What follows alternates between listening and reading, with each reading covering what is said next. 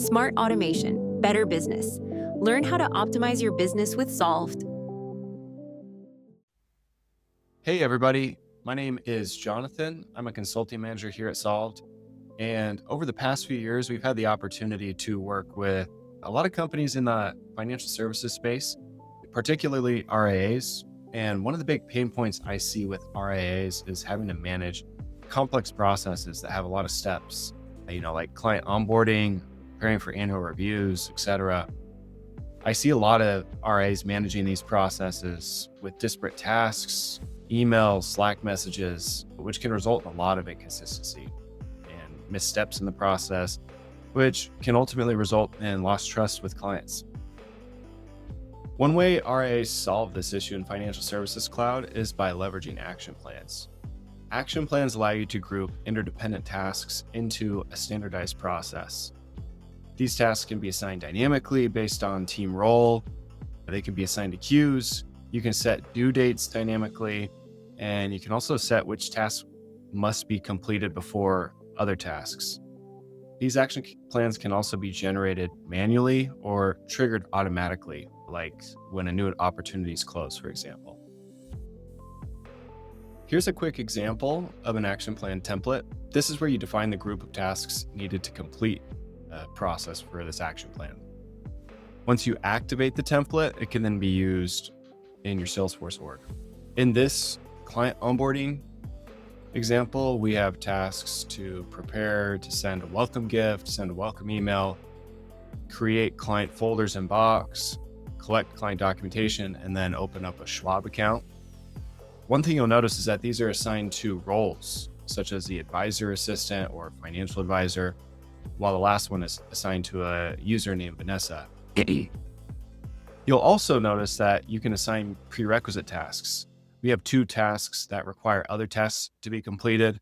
One of them being that in order to collect the client documentation, you need to create the client folder and box. And then in order to open a Schwab account, you need to collect all the necessary client documentation prior to that. Navigating over to our household account, you can see that there are 2 individuals on the account team. Jonathan, who is financial advisor, Martino is the advisor assistant, and then we have an action plan related list right below it. So I'll go ahead and create a new action plan using that template, the client onboarding template. We'll just give it the same name, and start date is today. Keep in mind that these can be triggered automatically by building some simple automation as well. But once I hit next, I'll see a preview of who is going to be assigned to which tasks. So I can see that though Martino, who's the advisor's assistant, got dynamically assigned to a few of the tasks. Jonathan got assigned to one of the tasks being the financial advisor. And then we have Vanessa getting assigned to the open Schwab accounts. So if I hit save,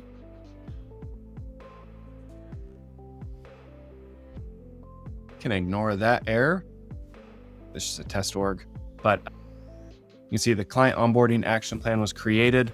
If I go back to the household and let's refresh,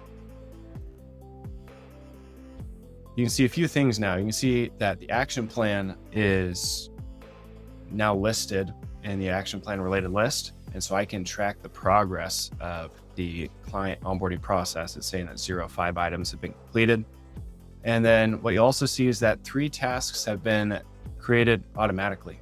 And while we have 5 tasks, the reason why we see 3 tasks here is because 2 of them are dependent on having these tasks created.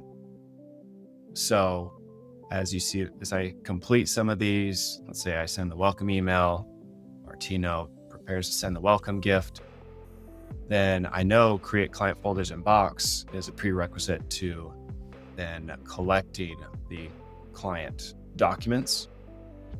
If I refresh this page, what you'll see is that now collect client documentation has now been assigned out.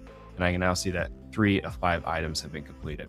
And then same thing, if I complete the collect client documentation task, a task automatically gets assigned out to open the Schwab accounts assigned to Vanessa. And dynamically, we'll set the due dates based off of how you set it up in the action plan template. So as you can see, using action plans, you can make it really easy to track progress on processes that have a lot of steps. I hope this video is helpful. If you have any questions, feel free to add a comment below. If you'd like to learn more about how to use action plans in your org, as well as how other RIAs are leveraging Salesforce for their businesses, feel free to reach out to us at solve.cloud. Thank you so much for watching. We can't wait to help you automate your business. Please like, comment, or subscribe for more.